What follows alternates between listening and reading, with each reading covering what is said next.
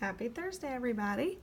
We're going to be reading the chapter called Logical Conclusions and Miscalculations today. Take a look at that picture and see if you can think about what would happen.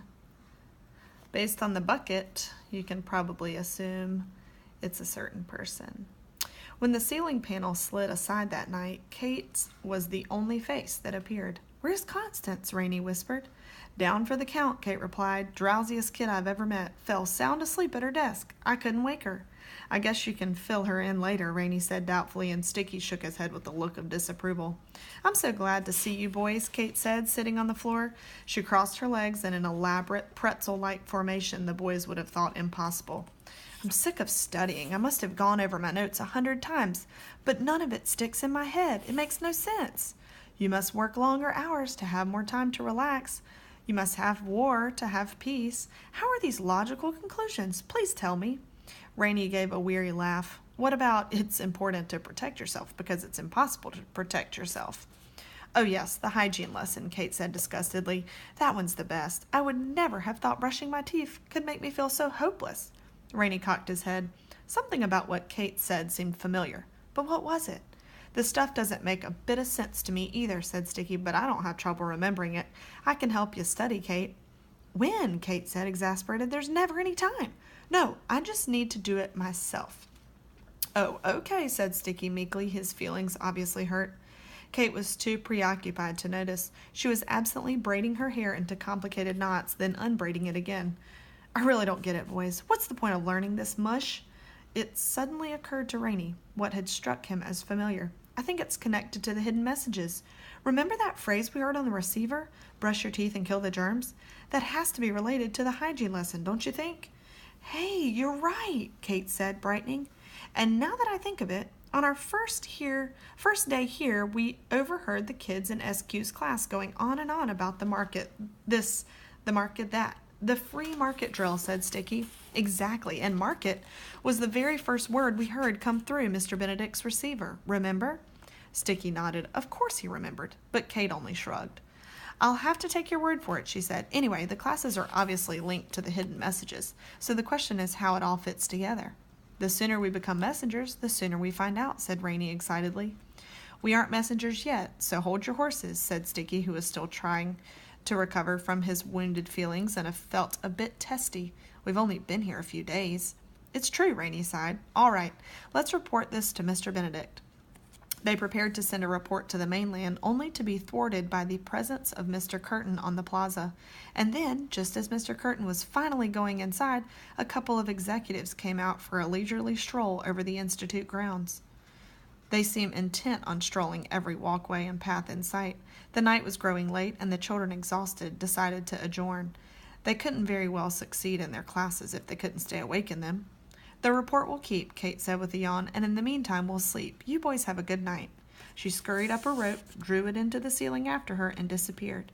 With a mixture of amusement and admiration, Rainey and Sticky watched her go. Kate's method of coming and going still took some getting used to. "What must it be like, getting around the way she does?" Sticky wondered. Rainey shrugged. "Dusty, I imagine."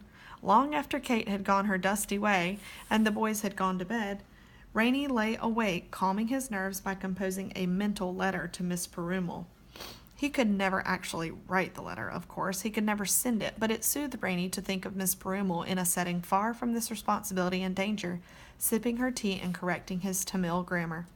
He reflected upon the pleasant afternoons they'd spent walking in Oldwood Park, discussing this thing or that, her mother or the aged trees in the park, or baseballs or dogs, and the times, too, when he'd told her about some savage teasing he'd gotten from the other children, upon which Miss Perumal never offered advice, which would have been useless, but only nodded and clucked her tongue, smiling sadly at Rainey as if his memory were her memory, too, as if they shared it.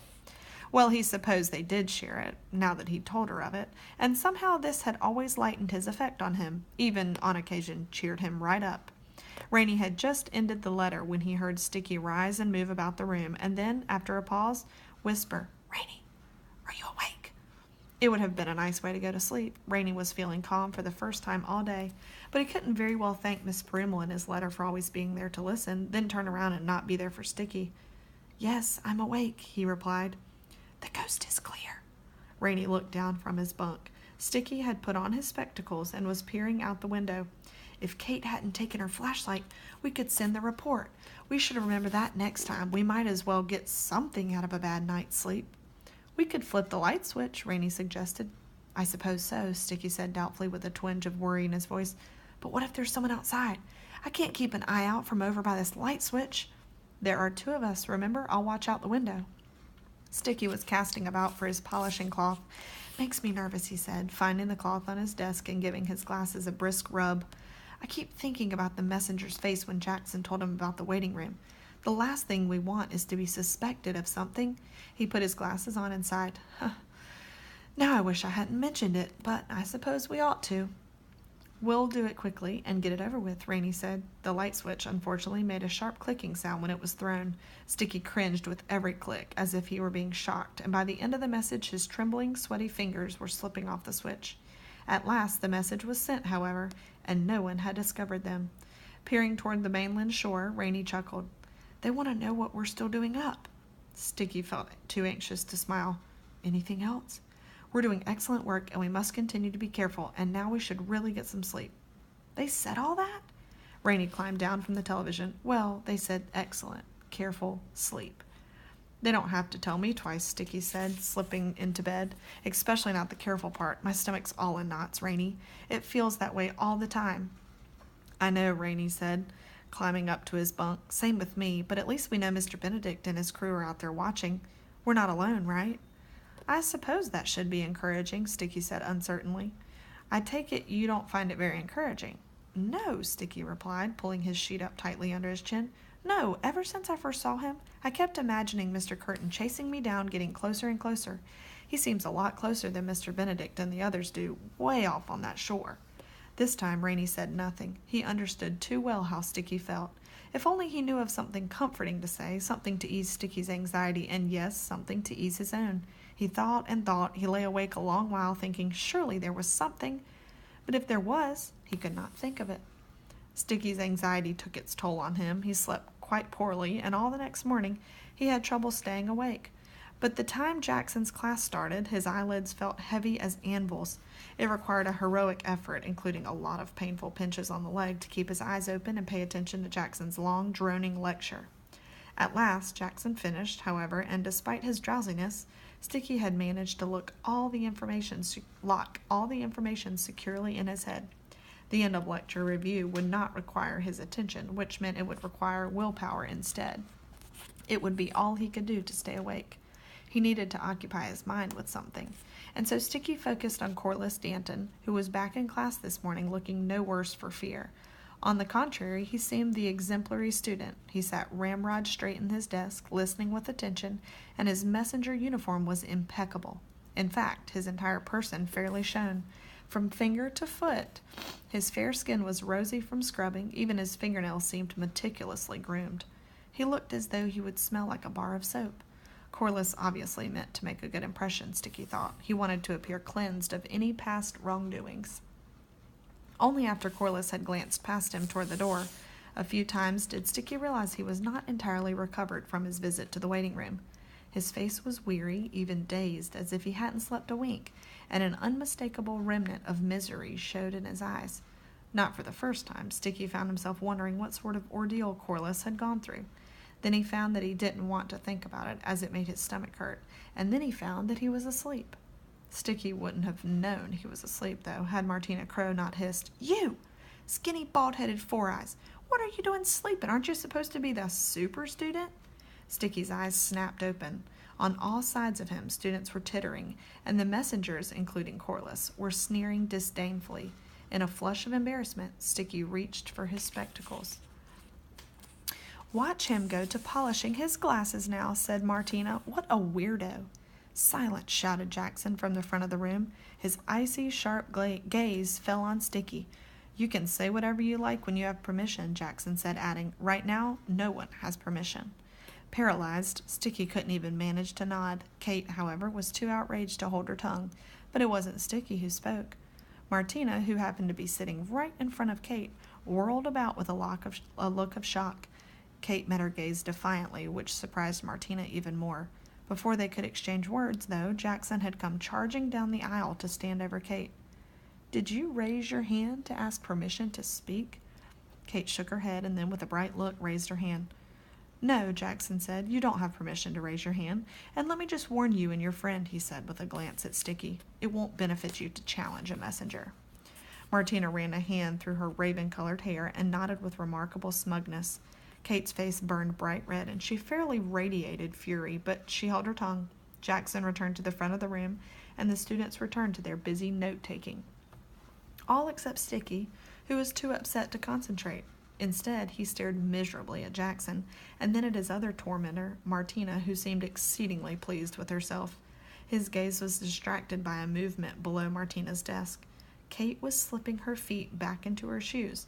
But why had she taken her shoes off? It was too cool for bare feet. Just then, Martina shot a glance toward Sticky. Sticky averted his eyes and didn't look that direction again. He could feel the malice, even without looking. And so it was that when Jackson dismissed class and Martina leaped from her seat, Sticky heard but did not see Martina crashing face first onto the floor. He glanced over in surprise. Notebooks, papers, and pencils had spilled everywhere, and Martina was raising herself slowly to her hands and knees, spluttering and shaking her head as she tried to get her bearings. Messenger or no, her fumblings prompted a burst of laughter from the other students, except for Kate, who pretended not to notice as she grabbed Sticky's arm, dragging him toward the door. "I tied her shoelaces to the desk," she whispered, "with my toes." "Great," Constance said at lunch. "Not only do we have a dangerous secret mission, but now we have enemies too. Nice work, Kate." Kate laughed. She was already the boys' enemy. I just added myself to the list. "What did you expect me to do, let her get away with it?" She called him bald-headed, for Pete's sake. "I am bald," Sticky said, running a hand over his scalp. "It's my own fault. I used hair remover when I ran away to disguise myself." "That explains it," said Rainey. "I'd wondered, but was afraid to ask." "Isn't hair remover supposed to sting like the dickens?" Kate asked. "I'd heard that, so I invented my own mixture, adding other ingredients to keep it from stinging." "Did that work?" Constance asked, plainly hoping it didn't. "No," Sticky admitted. "It felt like my head was on fire, and now it's taken forever for my hair to grow back. It hasn't even started." The others smiled, then grinned, then giggled, and finally, unable to help themselves, they burst out laughing. Sticky groaned and ducked his head, but at last even he had to smile. For a while, their laughter wiped away the troubles at hand, and they were reluctant to give it up. But eventually, too soon, their laughter fell away, and unlike Sticky's hair, the troubles at hand did not hesitate to come back. Uh-oh. See y'all in a few days.